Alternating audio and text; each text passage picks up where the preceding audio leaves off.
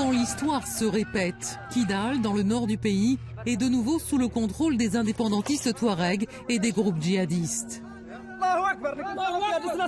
Une offensive suivie du départ précipité à bord de ces camions des soldats russes qui avaient aidé l'armée régulière à reprendre Kidal en novembre 2023.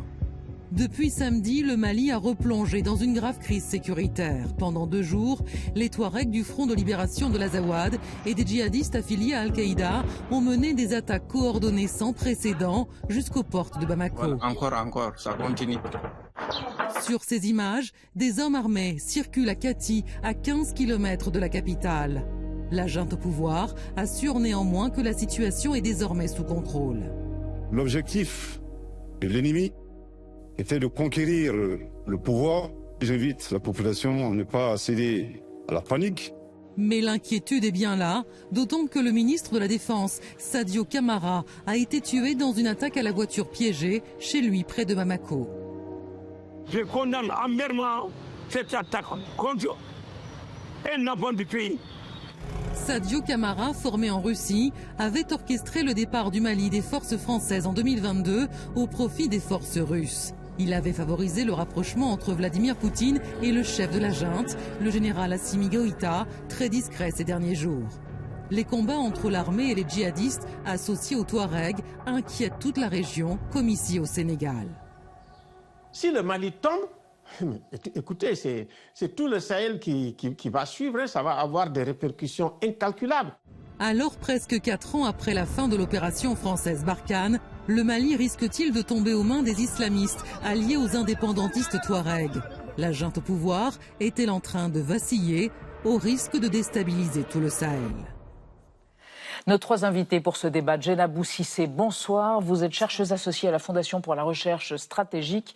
Vous êtes spécialiste des questions de sécurité au Sahel.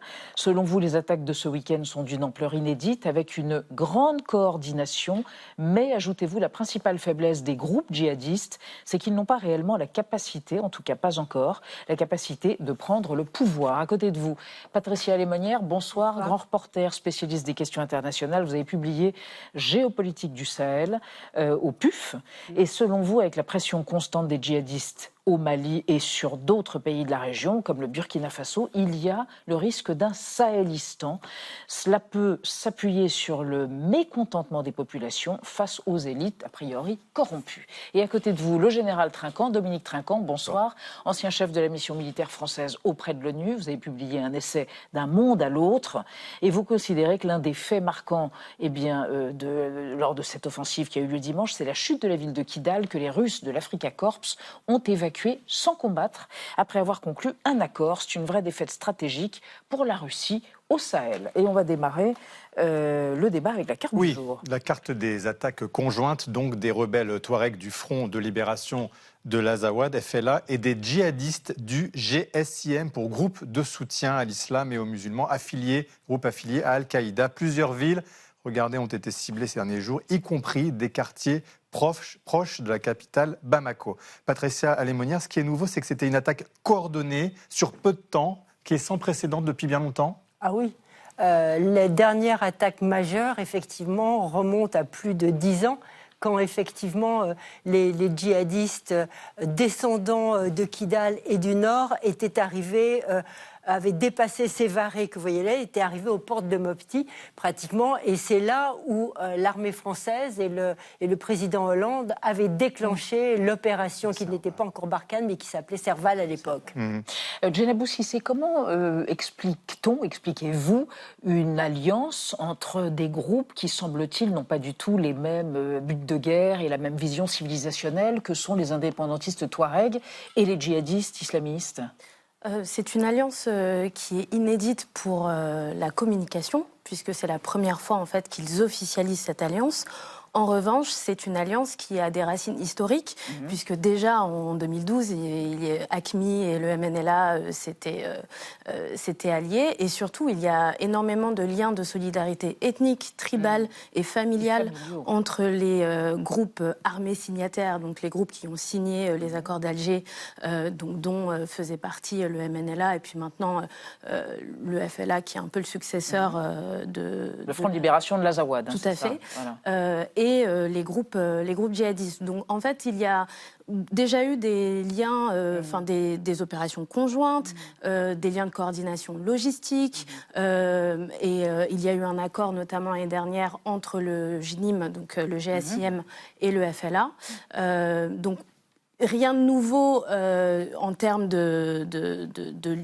d'alliance, si ce n'est cette communication. Et donc, c'est en cela qu'il faut bien garder cela à l'esprit. Oui. Général Trinquant, tout de même, la junte était déjà sous pression d'un blocus depuis 6 mois, des djihadistes sur les convois de carburant. Mais là, on est passé à un stade supérieur dans l'offensive. Oui, bien sûr, on est passé à un stade supérieur, d'abord dans l'utilisation des moyens, dans leur coordination.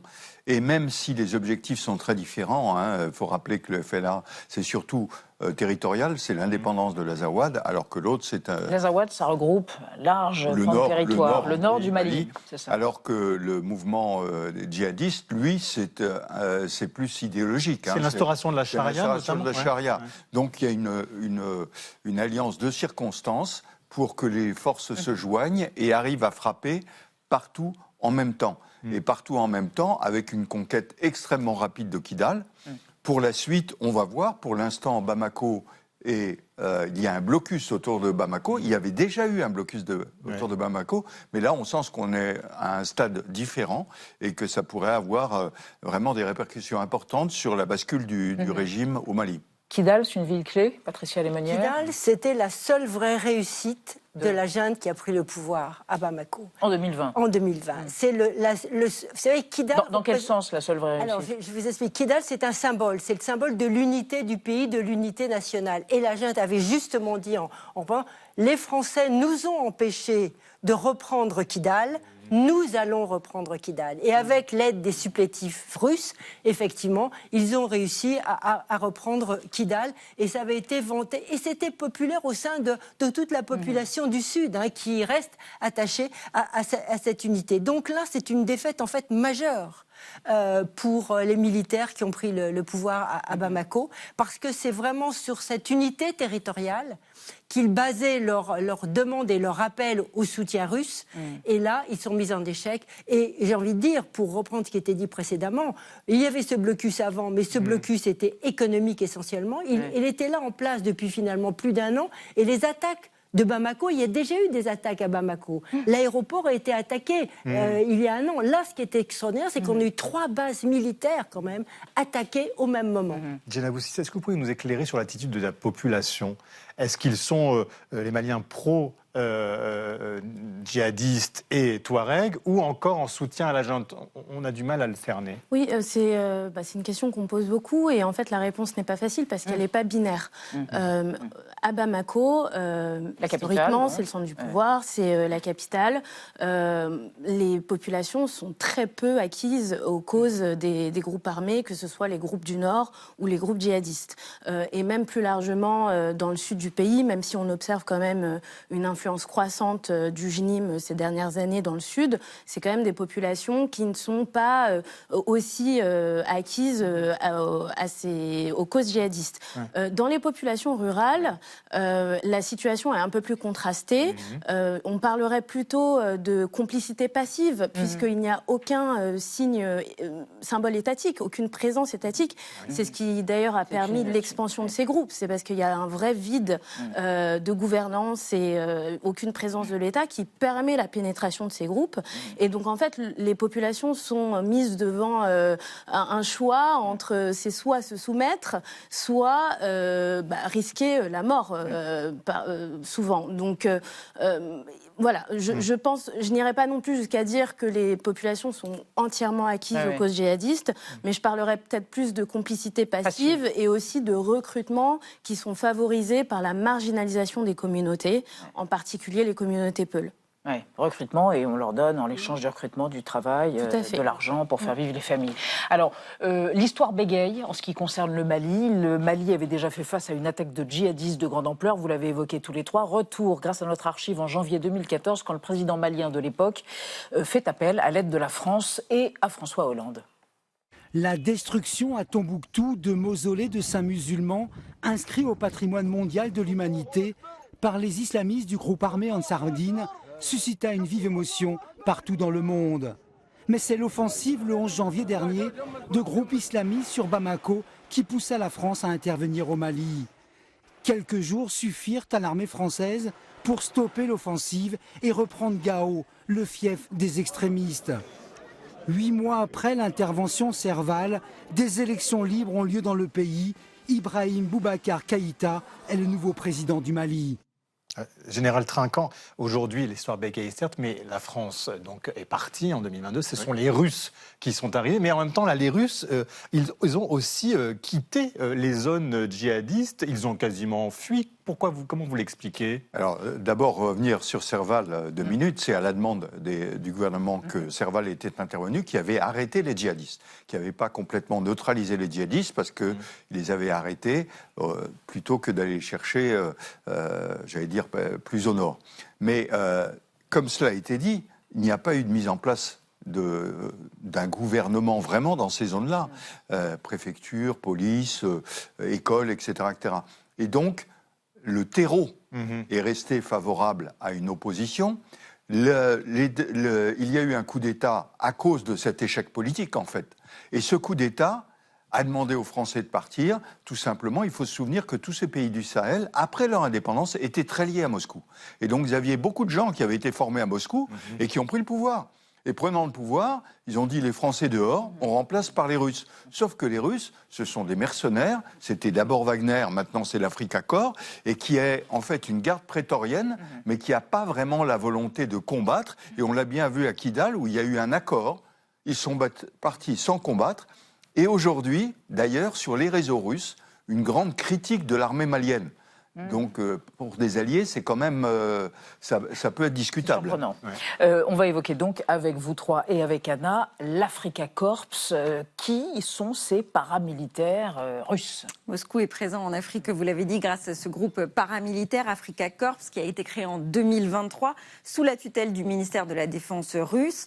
Groupe qui a remplacé l'autre groupe Wagner après la disparition de 2 de ses fondateurs. L'objectif d'Africa Corps, il est très clair. Je cite, mener des opérations militaires à grande échelle sur le continent pour soutenir les pays qui veulent se débarrasser de la présence néocoloniale et acquérir leur pleine souveraineté. Alors le groupe s'est très vite déployé au Burkina, en Libye, au Soudan, au Niger, puis enfin au Mali à partir de 2025. Africa Corps devient le bras armé de la junte au pouvoir avec 2500 soldats, dont la majorité, 80% à peu près, sont des anciens de Wagner. Ils fournissent bien évidemment du matériel militaire en grande quantité. Plusieurs images, on va les voir, révèlent d'ailleurs une livraison fin mars de plusieurs types de blindés chinois et russes au Mali, preuve du renforcement de leur présence militaire dans le pays. Et ça n'a pourtant pas empêché leur déroute et leur capitulation à Kidal, donc ville qui a été sous le commandement des Russes depuis 2023. Après la signature de cet accord dont vous parliez avec les rebelles, dimanche dernier, 400 membres de l'Africa Corps ont été évacués, on le voit ici, vers le nord du Mali par les combattants Touaregs, avec obligation de quitter le pays par leurs propres moyens.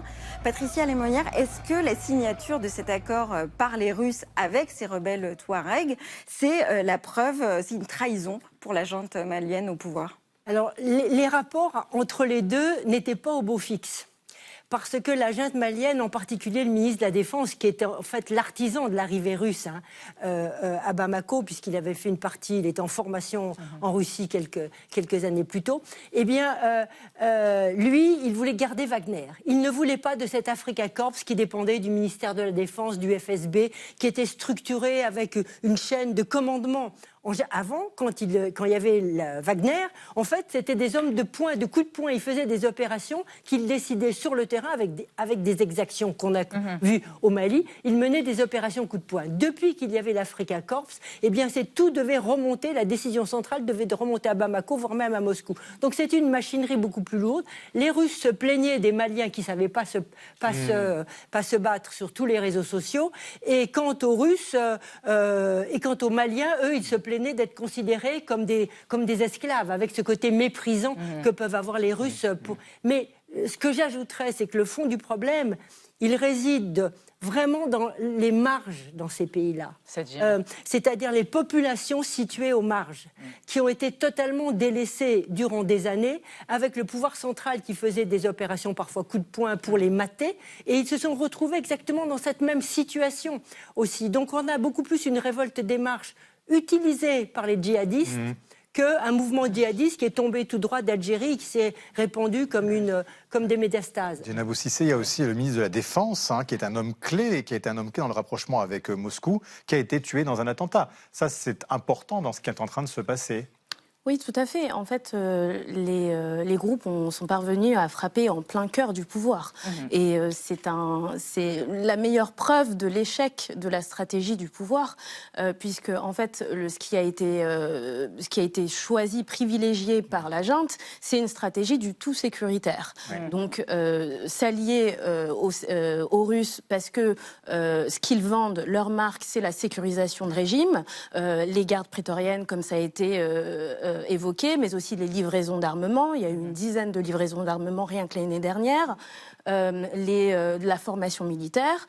Mais en fait, les principaux facteurs d'expansion de ces groupes, c'est les défauts de gouvernance. C'est les défaillances socio-économiques et non pas des facteurs purement sécuritaires. Donc c'est pas à coup de drone ou même à coup de mercenaires qu'on peut gagner cette guerre, entre guillemets. Général Trinquant, la junte, elle peut tomber du jour au lendemain. Alors on a vu Assimi Goïta, le président malien, il a reçu l'ambassadeur de Russie, donc il y a encore ce soutien, mais en même temps, le Niger, le Burkina Faso qui devaient intervenir ne sont pas intervenus au secours de la junte. On dit qu'elle ne contrôle aujourd'hui que 30% du territoire.